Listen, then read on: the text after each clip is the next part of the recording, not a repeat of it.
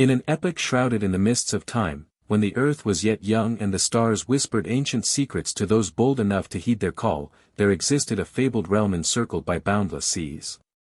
Its name, spoken in hushed reverence within the hallowed halls of priests and woven into the fireside tales of elders, remained an enigma, a land of soaring spires gilded in gold, where the wisdom of the cosmos was carved into enduring stone and etched deep within the souls of its people.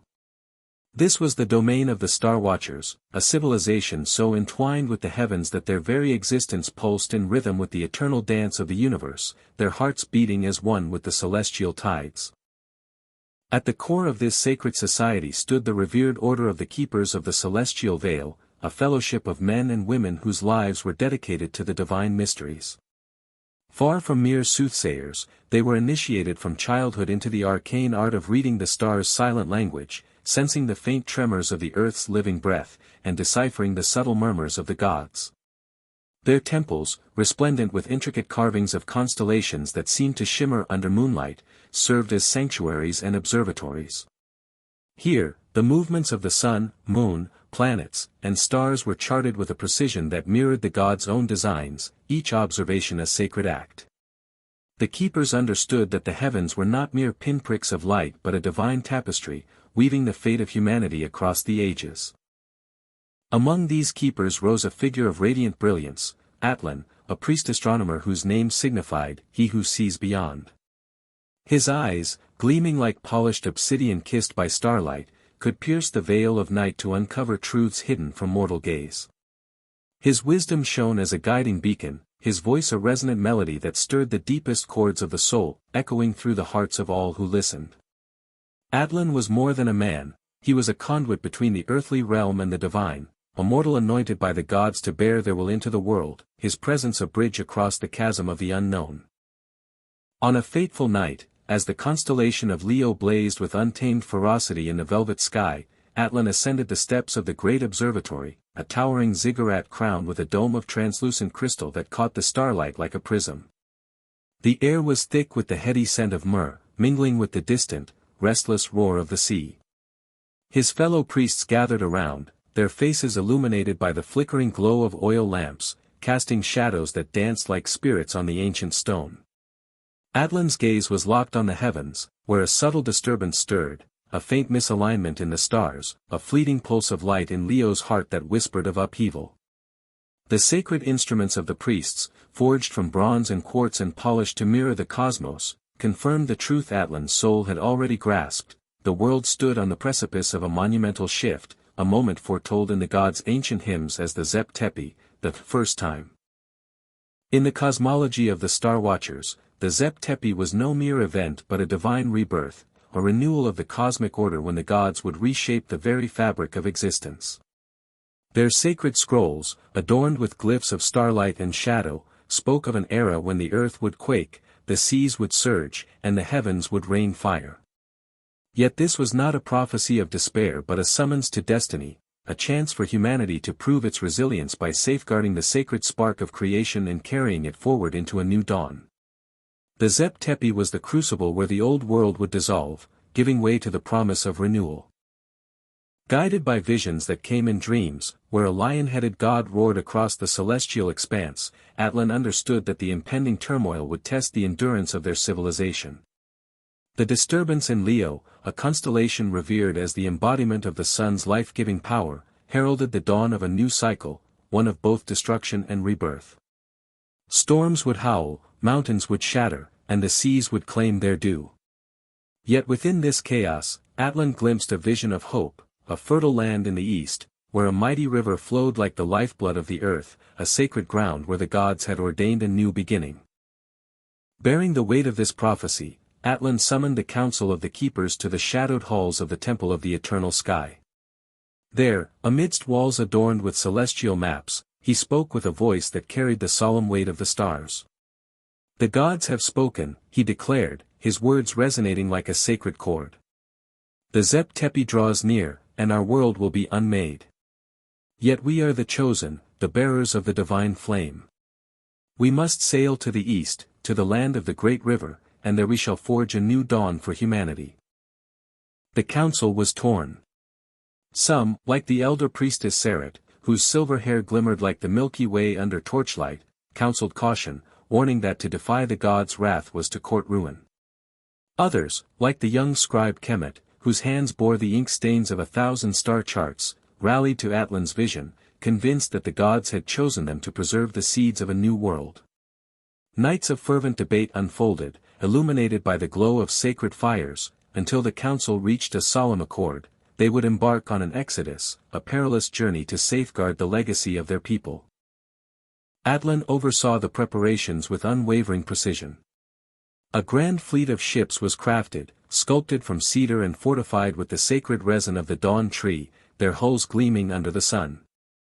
Each vessel was a floating ark, laden with the treasures of their civilization, seeds from every crop that thrived in their fields, tools forged by master artisans, scrolls inscribed with the wisdom of the stars, and animals, goats, fowl, and the noble ibex, chosen to sustain the new world. The priests carried sacred relics, statues of the lion-headed god, amulets of lapis lazuli that glowed with inner light, and tablets etched with hymns to the creators of the cosmos. The chosen voyagers were not only priests but also weavers, farmers, healers, and builders, each a custodian of an essential craft. Among them was Neferu, a young healer whose mastery of herbs rivaled the wisdom of the gods, her hands weaving remedies from the earth's bounty.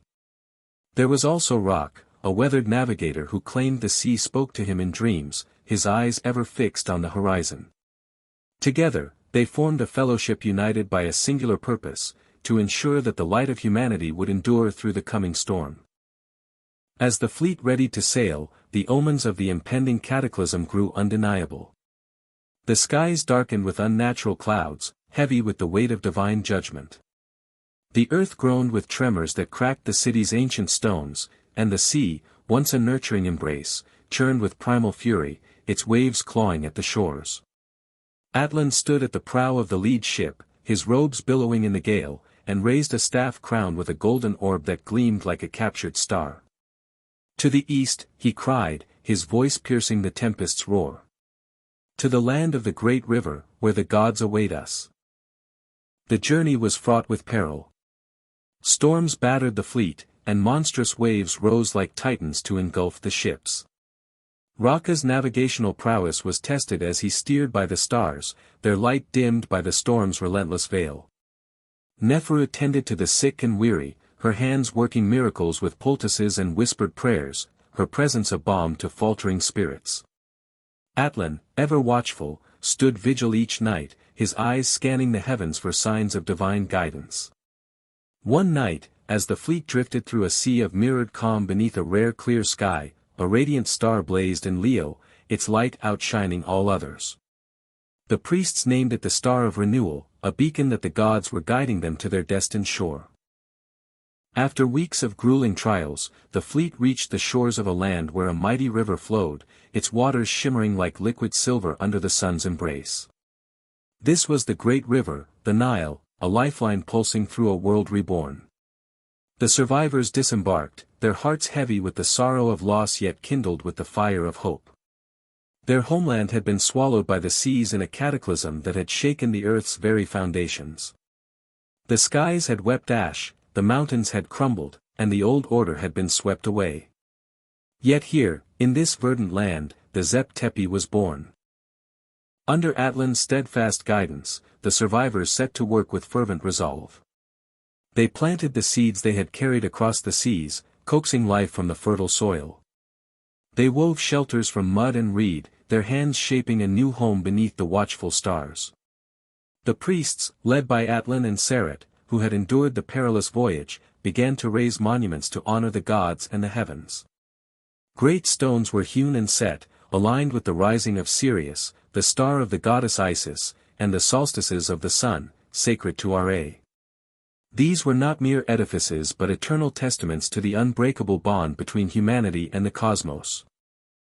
The Zep Tepi, the first time, was sanctified in a grand ceremony beneath a sky ablaze with countless stars. Atlan, now weathered by the trials of the journey, stood before his people, his voice trembling with the weight of destiny. "This is the year of the new beginning," he proclaimed, "when the order of Ma'at is restored, and we, the children of the stars, are charged with making humanity great. The people raised their voices in hymns to the gods, their songs flowing like a river to the heavens, pledging to build a civilization that would stand through the ages. In time, the heirs of Atlan, priests, scribes, and kings, erected cities along the Nile, their temples and pyramids piercing the sky like lances of light. The knowledge of the star watchers endured in the sacred rituals of the priests, the precise alignments of the monuments, and the stories carved into enduring stone. The Zep Tepi became a hallowed memory, a reminder that from chaos springs creation, and from the ashes of the old world rises the promise of the new. Thus, the legacy of Atlan and his people endured, a testament to the unyielding spirit of humanity and its eternal bond with the cosmos. The land of the Nile flourished, its people guided by the stars and the wisdom of the gods, forever marked by the dawn of the Zep Tepi.